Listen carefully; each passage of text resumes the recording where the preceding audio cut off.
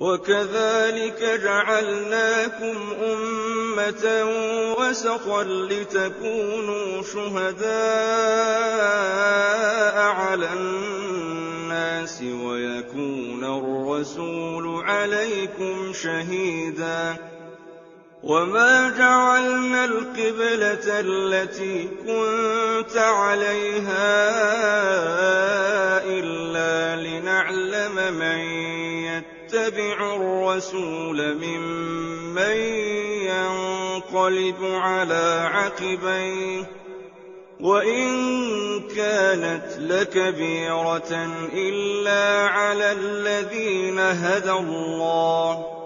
وَمَا كَانَ اللَّهُ لِيُضِيعَ إِيمَانَكُمْ ۚ إِنَّ اللَّهَ بِالنَّاسِ لَرَءُوفٌ رَّحِيمٌ